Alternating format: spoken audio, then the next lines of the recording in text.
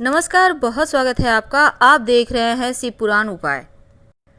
अगर आप हमसे अभी अभी जुड़े हैं तो प्लीज़ चैनल को सब्सक्राइब कर लें और पसंद आए तो वीडियो को लाइक करें। कमेंट में हर हर महादेव जरूर लिखें। सरस्वती महामाये शुभे कमल लोचनी विश्वरूपी विशालाक्षी विद्या मम देहि परमेश्वरी।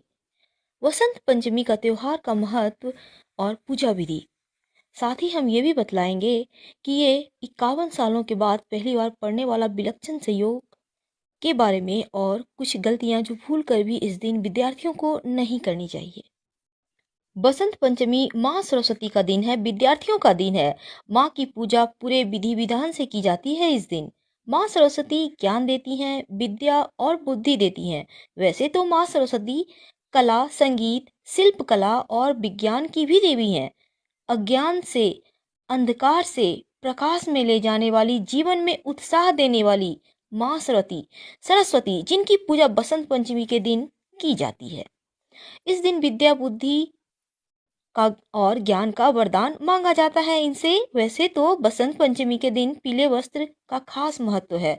इस दिन कोई एक वस्त्र पीले रंग का जरूर धारण करना चाहिए। आप चाहें तो पीले रंग का रुमाल ही रख लें, लेकिन यहाँ पर काले रंग से बिल्कुल ही परहेज करनी चाहिए, यानी काले रंग को एकदम भी आपको धारण नहीं करनी चाहिए।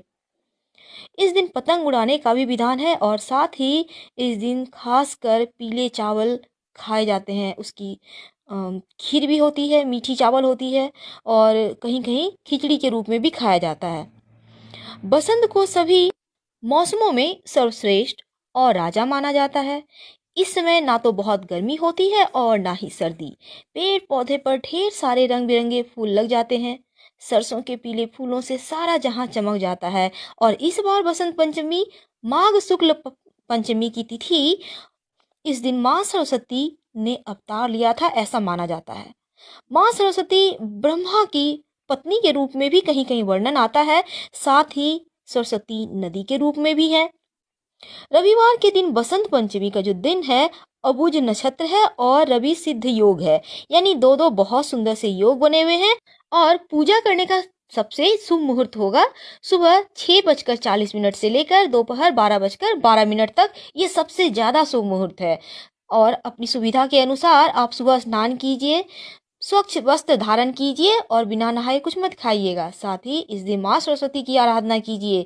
आपके पास जितने भी कॉपी हैं, बुक हैं, पेन हैं, सब कुछ आप माँ के पास चरणों में रखें। उन पे पंडित जी से कहें थोड़े से चावल और पुष्प अर्पित कर दें। आपके जो आपने नए पेन रखे हैं उसमें कहिएगा मौली धागा बांध देंगे और ये मौली धागा लगा हुआ पेन से आप एग्जाम दीजिए, आप पढ़ाई कीजिए। आपका हैंडराइटिंग भी सुंदर होगा, पढ़ाई में मन लगेगा, पढ़ा हुआ याद रहेगा और सबसे खास माँ सरस्वती की कृपा भी आप पर बनी रहेगी। इस दिन मंत्र की भी शिक्षा दी जाती है। साथ ही जो छोटे बच्चे हैं उनका विद्या आरंभ भी इसी दिन से किया जाता है, क्योंकि ये बहुत शुभ दिन होता है विद्या बुद्धि ग्रहण के लिए। इस दिन माँ लक्ष्मी जी और भगवान श्री गणेश जी की भी पूजा की जाती है। वैसे भी बिना गणेश जी की तो पूजा आरंभ ही नहीं होती।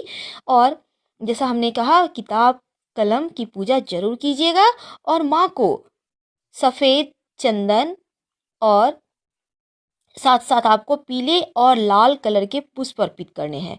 दोस्तों, क्या आपको पता है इस दिन भगवान शिव जी का तिलकोत्सव के रूप में मनाया जाता है, यानी इस दिन शिव जी का तिलक तिलक चढ़ाया जाता है उनको। और इस दिन से गुलाल खेलने का आरंभ हो जाता है फगुआ के गीतों के साथ, और अबीर खेलने की शुरुआत तो हो ही जाती है।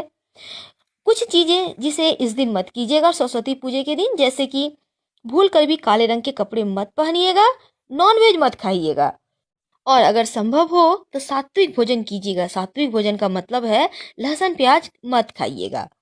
इस दिन झगड़ा लड़ाई वाद विवाद मत कीजिएगा।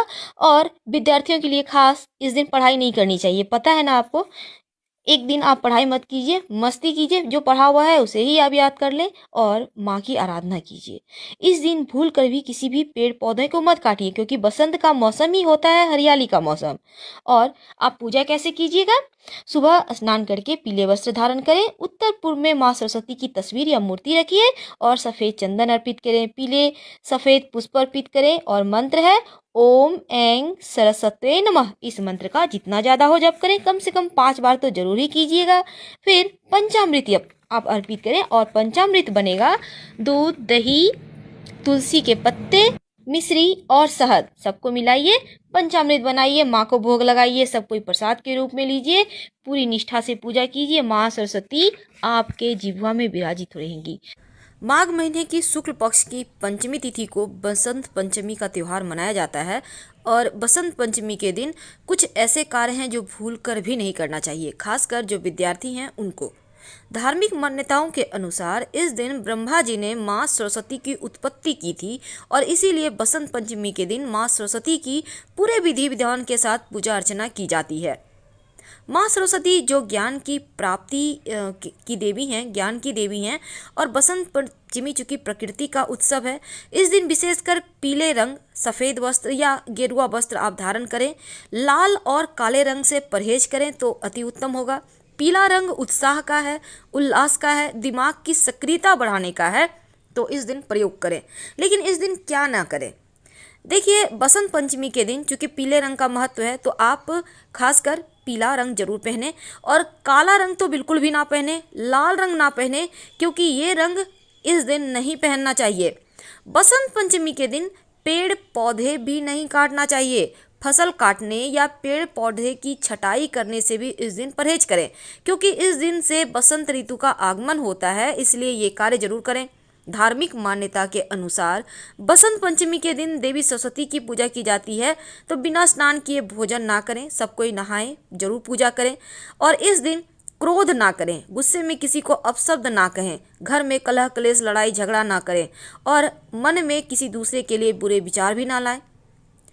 सोचे भी अच्छा, बोले भी अच्छा तो अच्छा होगा और भूल कर भी मांस मदिरा का सेवन ना करें। ब्रह्मचर्य का पालन करें और शिक्षा से जुड़ी हुई चीज़ों का आदर करें, अनादर ना करें। तो बसंत पंचमी के दिन इन खास नियमों का पालन करें। माँ सरस्वती की पूजा जरूर करें और आपके घर में छोटे बच्चे हैं तो उनको उनके जीभ पर आप केसर से एंग जरूर लिखवाइए, आपके बच्चे बुद्धिमान होंगे। बसंत पंचमी पर एक छोटा सा प्रयोग आपके जीवन के बहुत सारी समस्याओं से आपको मुक्ति दिला सकता है। आज हम बिना कोई आपका समय बर्बाद किए सीधे मुद्दे पे आते हैं। देखिए, बसंत पंचमी क्योंकि बसंत ऋतु में शुरुआत होती है और बसंत पंचमी के दिन सभी शुभ कार्य आप कर सकते हैं। अत्यंत शुभ मुहूर्त माना जाता है, अबूझ मुहूर्त माना जाता है। अब इस बार बसंत पंचमी जो कि ज्ञान की देवी माँ सरस्वती, विद्या की अधिष्ठात्री देवी और बुद्धि प्रदान करने वाली देवी हैं, उनको समर्पित है और माँ की कृपा संपूर्ण जगत को चाहिए। उनकी कृपा के बिना लक्ष्मी भी प्राप्त नहीं हो सकती, क्योंकि आपके पास ज्ञान नहीं है तो भला आप धन कमाओगे कैसे? अगर धन है तो उसका उपयोग कैसे करोगे? अब इस बार बहुत ही खूबसूरत योग बन रहा है। रेवती नक्षत्र है, शुभ योग में पंचमी तिथि योग बना हुआ है जो कि अद्भुत संयोग है। रवि योग भी बना हुआ है। अब बसंत पंचमी का त्यौहार चूंकि हर साल माघ मास के शुक्ल पक्ष की पंचमी तिथि को मनाया जाता है और इस दिन से ही बसंत ऋतु की शुरुआत होती है। पीले रंग के वस्त्र धारण कर माँ सरस्वती की पूजा करने का विधान है। इस दिन विद्या आरंभ, नवीन विद्या प्राप्ति, गृह प्रवेश के लिए भी पुराणों में सबसे सर्वश्रेष्ठ कर मुहूर्त माना जाता है इस दिन को। अब अज्ञान रूपी अंधकार को दूर करने के लिए ये दिन सर्वोत्तम है। माँ सरस्वती के साथ भगवान श्री गणेश, भगवान सूर्य, भगवान विष्णु, शिव जी की भी पूजा अर्चना जरूर करें। श्वेत पुष्प माला के साथ माँ को सिंदूर और श्रृंगार की वस्तु अर्पित करें। बसंत पंचमी के दिन माता के चरणों पर गुलाल जरूर अर्पित करें और इसी गुलाल को आपके घर में जितने भी बच्चे हैं, बड़े हैं, सबको तिलक लगाइए। प्रसाद में माँ को पीले रंग की मिठाई, खीर का भोग लगाएं। ओम ऐं सरस्वते नमः। ऐं शब्द माँ का बीज मंत्र है, इस मंत्र का भी जप कर सकते हैं। अब हम आते हैं मुद्दे पर। हमने टॉपिक रखा है नीले धागे का उपाय। नीला यानी ब्लू कलर। अब आपके जीवन में अगर शनिदेव, राहु, केतु की परेशानी है, खासकर अगर राहु की समस्या है, जीवन में बार बार आकस्मिक बाधाएं आती है, बार बार आपके जीवन में अचानक से सब कुछ बर्बाद होने लगता है, तब इसका मतलब है राहु की कुदृष्टि आपके ऊपर है। क्योंकि राहु जब परेशान करता है ना तो अचानक से ही सब कुछ जीवन में उलटफेर कर देता है।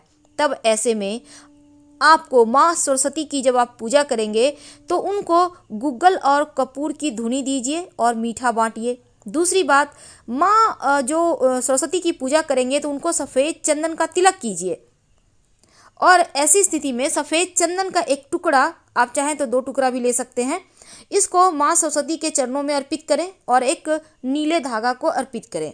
फिर नीले धागा में ये जो चंदन का टुकड़ा है इसको बांधकर जो बच्चे हैं उसके दाहिने हाथ में, आपके घर में बड़े हैं आप खुद भी बांध सकते हैं, दाहिने हाथ में इसको बांधिए।